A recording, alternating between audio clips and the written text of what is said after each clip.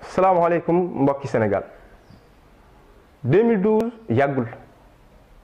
sénégalais yi génnoon nañ fi xeex loo xam ne jàppoon nañ ne ñu ngi ko doon yore réew mi te baaxul woon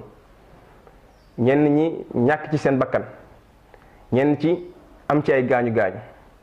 waaye yàlla def na bañ demee élection am nañ nguur gu bees goo xam ne jàppoon nañ ne lañ doon xeex ba loolu fekkoon ñu ci dina changer ku nekk ci ñun ak na nga ko mane woon nga defoon ci sa loxo waaye tey jii buñ toogee xoolaat 2012 ak léegi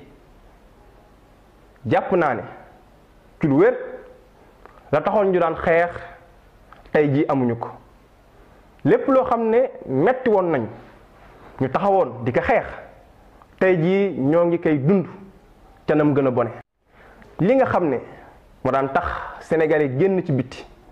bu ñu nee la sénégalais nga bëgg ndax ñu xam ne réew ma nga jógee réewum yoon la réewum démocratie réew moo xam ne nit ñi ñi ngi am seeni liberté politique bi ma ngay dox loolu tey jii amatuñ ko gis nañ ne maire Dakar Khalifa Ababacar Sall jàpp nañ ko ci li nga xam ne fi ñu ko teg mooy ni gis ñoo xam ne am nañ njiine ci réew mi am lu ñu wan sénégalais yi dem di seeti sénégalais yi ñu bëgg kaa dakkal tax ñu jël suñu yoon xeexe ko ba def leen ci prison loolu nekk na loo xam ne ci réew mu mel ne Sénégal sigglu ko nekk na loo xam ne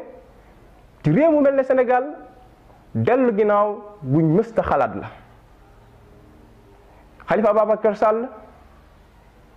lim def mooy ne bëgg a proposer sénégalais yi yoon woo xam ne bokkut ak yoon wii nguurug Sénégal fii mu nekk ni yore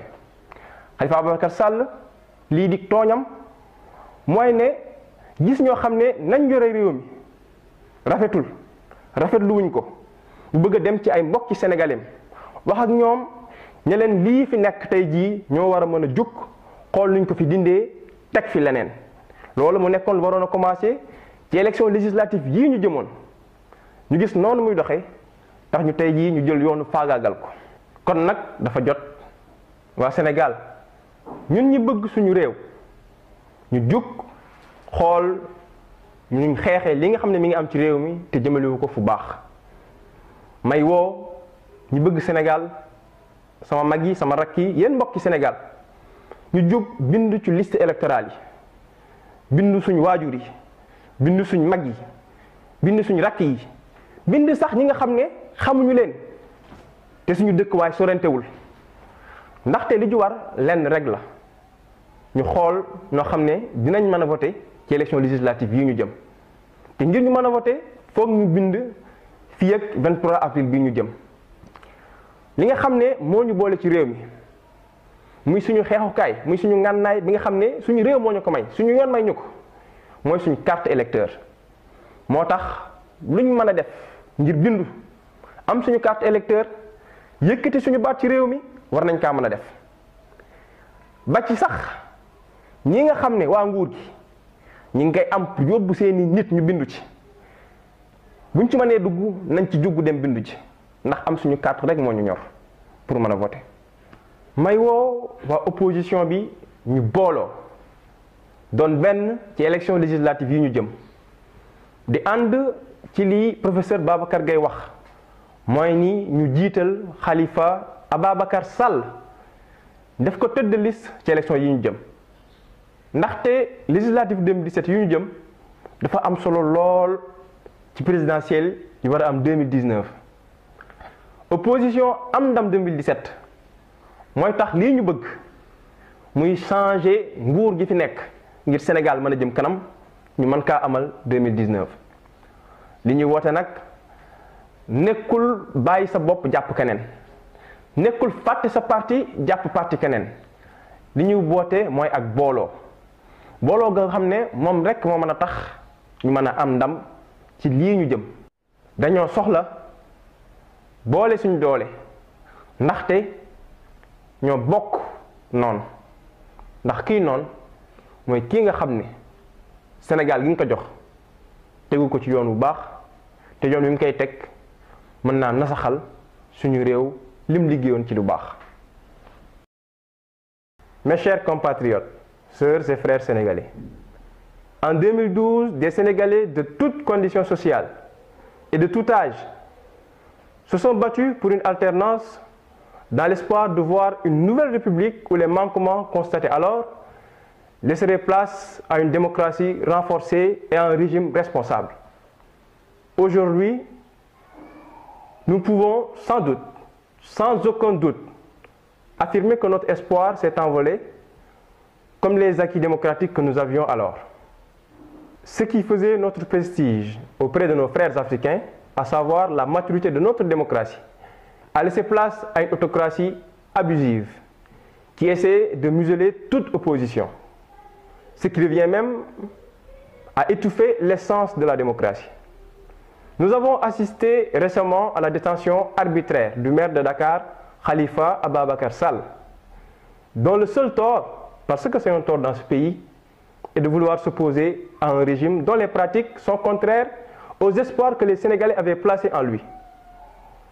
Le seul tort du maire Khalifa Ababacar Sall est de vouloir proposer aux Sénégalais une alternative politique, comme tout citoyen en a le droit et même le devoir.